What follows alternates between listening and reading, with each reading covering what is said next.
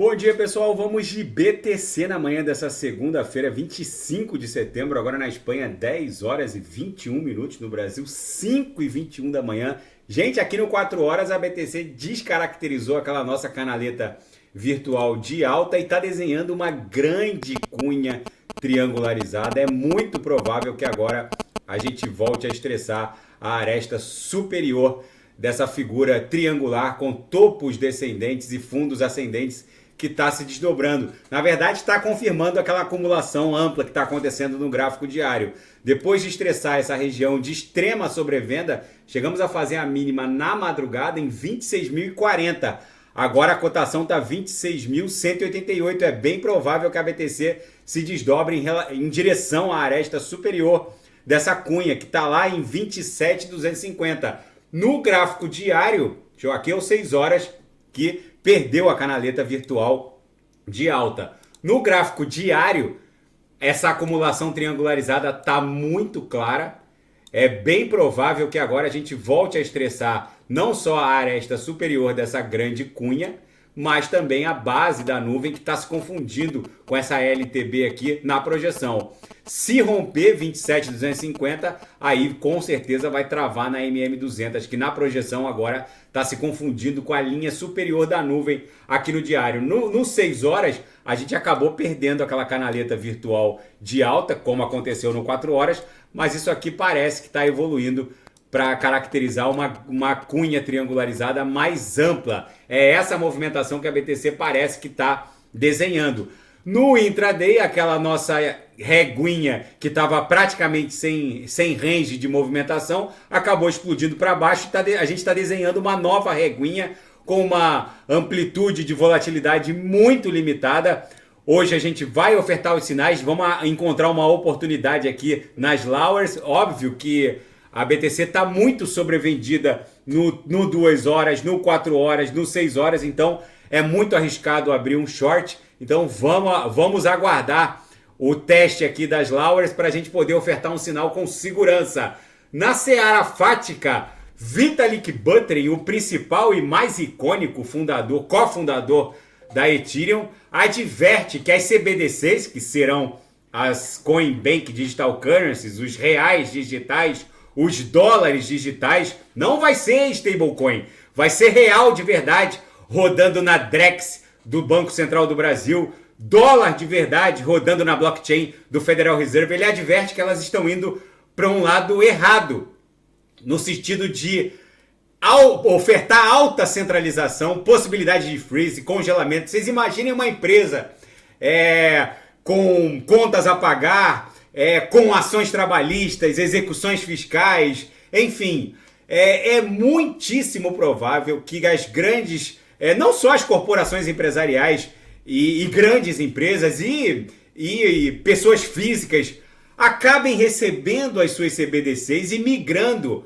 para as stablecoins que preservam privacidade. Estão teoricamente não, na prática elas estão imunes a freezes, a congelamentos, salvo o caso de um Bin Laden da vida possuir o SDC ou o SDT, em que as forças de segurança norte-americanas com certeza conseguiriam um freeze no respectivo public address. Salvo um caso assim completamente bizarro, é praticamente impossível que um juiz da vara do trabalho do interior de São Paulo consiga bloquear uma USDT rodando numa Ethereum ou numa Binance Smart Chain, ou uma USDC rodando através de um token TRC20 da rede Tron. É quase impossível que isso aconteça. Então o que vai acontecer na prática? Corporações e pessoas físicas vão receber as suas CBDCs e vão migrar através de protocolos cross-chain. Se a gente for lá na Defilhama, que é um DeFi scanner que escrutina todos os ecossistemas onde as DeFis estão acontecendo, estão rodando nesse momento, só tem 37,85 bilhões.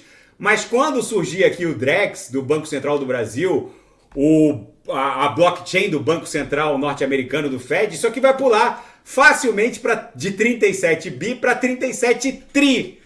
E o Drex do Banco Central do Brasil vai ser só mais um ecossistema. Então as pessoas não vão querer ficar expostas a um Bacenjude do Poder Judiciário brasileiro ou a um Freeze do Banco Central Europeu. As pessoas simplesmente vão migrar do Drex para BSC, para Tron, para Ethereum e promover as suas transações comerciais e pagamentos do dia a dia através de ecossistemas imunes a Freeze. É isso que o Vitalik Buterin está antevendo e alertando. E outra, como as emissoras de stablecoins são vorazes e ávidas compradoras de bonds, que são títulos públicos de curtíssimo prazo, os reguladores estão fazendo vista grossa para o crescimento dessas gigantes que agora estão se transformando nas maiores compradoras de bonds, de títulos de curto prazo emitidos pelo Departamento do Tesouro norte-americano. E eles estão ficando rapidamente grandes demais para quebrar. Ou seja, lá na frente que eu digo em 6, 7, 8, 10 meses, é muito provável que seja impossível impedir a emissão de stablecoins, porque eles serão os maiores credores dos tesouros soberanos, dos estados soberanos, como o Brasil, Estados Unidos, através do Departamento do Tesouro, e por aí vai. O que acontece é que grandes demais para quebrar, eles não poderão ser proibidos, porque os governos teriam que indenizar os bonds que eles estão comprando a toque de caixa. O que vai acontecer é uma grande migração das CBDCs para as stablecoins. O Vitalik Buterin está alertando que esse movimento vai criar verdadeiros gigantes emissores de stablecoins. Fora que se eu tenho stablecoin e gasto em stablecoin, em USDT, em USDC, eu tenho a minha privacidade preservada. Se eu quiser gastar no cafezinho da esquina, num hotel ou em qualquer coisa particular, ninguém vai saber, porque é uma stablecoin rodando no ecossistema Tron ou até num ecossistema de alta privacidade. Agora, se eu tenho CBDC, o governo vai saber que eu estou gastando ali, cá e acolá. Ou seja, o Vitalik Buterin está só alertando porque as CBDCs altamente centralizadas e passível de congelar o ativo dos usuários vai criar uma verdadeira distorção em direção às stablecoins, que são ávidas compradoras de títulos públicos. E o regulador de Hong Kong está aumentando as medidas contra as exchanges não licenciadas de criptoativos. Segundo a CVM de Hong Kong, a Comissão de Valores Mobiliários e Futuros, duras medidas estão sendo tomadas, inclusive com pesadas aplicações de multas. Enfim, é o novo normal. E a Bitmain, uma grande produtora de insumos para mineração de criptoativos com consenso Proof of Work, principalmente a BTC, vai investir 53,9 milhões de dólares para apoiar a atividade da Core Scientific. Essa Core Scientific ela é uma grande provedora de serviços de data centers e soluções de software em nuvens. Ela, na verdade, a Core Scientific está migrando para ofertar soluções de inteligência artificial em nuvem.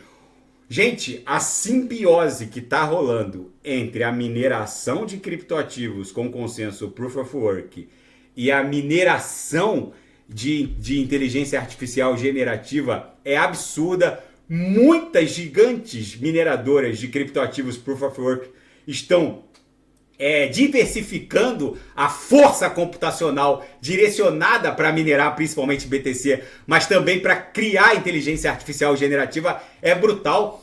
Praticamente todas as empresas, as grandes provedoras de força computacional, hash rate, para minerar BTC, já estão entrando nesse novo ramo de mineração computacional em nuvem, que é a inteligência artificial generativa. Tudo isso está em confluência não só com um amplo movimento de investimento institucional por parte de Wall Street, que elevou o market cap da Nvidia, por exemplo, para mais de $1 trilhão.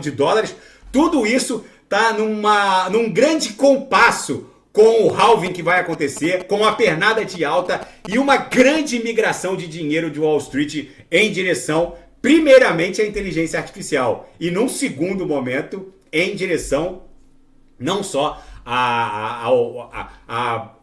aos criptoativos Proof of Work, mas de uma maneira geral, a própria mineração de criptoativos Proof of Work. Na seara geopolítica e finanças internacionais, na capa do Market Watch, o que eu estava reportando agora, o dinheiro da tecnologia volta a fluir e alguns analistas acham que é só a ponta de um grande iceberg. A compra da Splunk pela Cisco System por 28 bilhões de dólares, aliados a 3 IPOs, que são ofertas públicas iniciais de ações que arrecadaram nada menos do que 7 bilhões de dólares, acendeu um alerta não só em Wall Street, mas dentre analistas, no sentido de que o dinheiro voltou a fluir em peso em direção às Big Techs, às gigantes de tecnologia. Isso tudo tem relação com o advento e o crescimento exponenciado da inteligência artificial generativa. Hoje,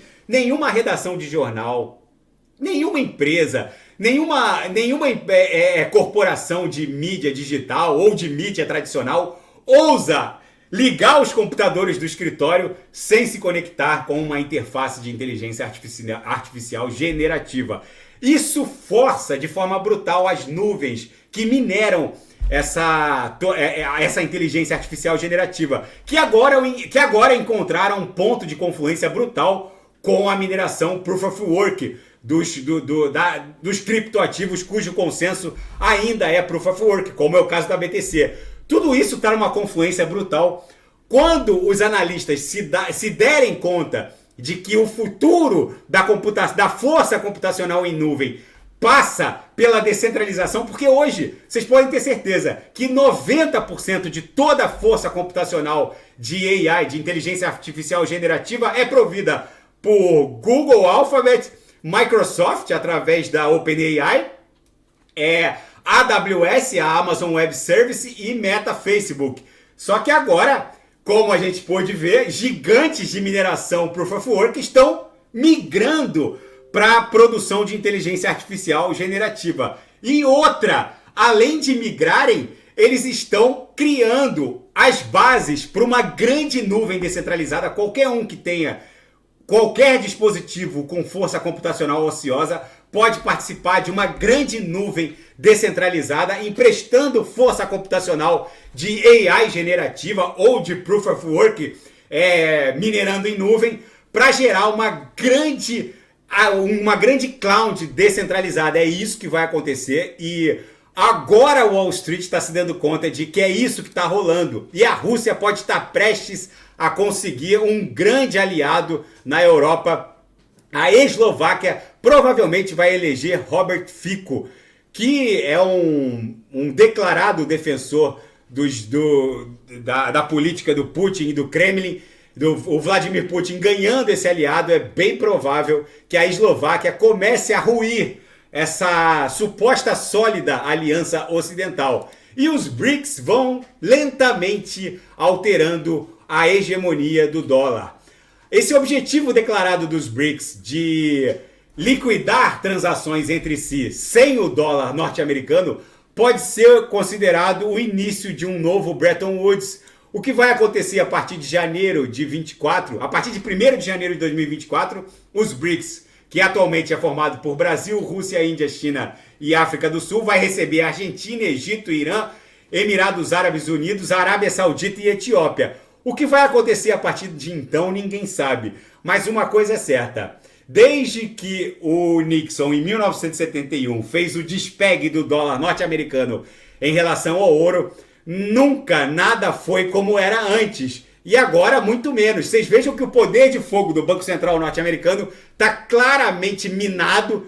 A taxa básica de juros lá nas cucuias e a inflação não cede. Toda vez que o Banco Central norte-americano aumenta a taxa básica de juros, o Mohammed bin Salman, na Arábia Saudita, diminui a produção de petróleo, que já caiu de 12 milhões de barris dia para menos de 8 milhões de barris dia. Ou seja, e o petróleo segue indo para um patamar acima de 100 dólares, caminhando forte para continuar pressionando a inflação na zona do euro nos Estados Unidos. Ou seja, O mundo tá maluco. A BTC aqui no diário segue desenhando uma clara cunha triangularizada. No 4 horas a gente percebe essa movimentação clara também. A gente já estressou essa região de extrema sobrevenda e agora deve buscar a aresta superior. Daqui a pouco eu volto com ADA, XRP, Shiba Inu, End, que eu não fiz ontem. E quem quiser sugerir, é só colocar nas mensagens abaixo. Grande abraço, até daqui a pouco.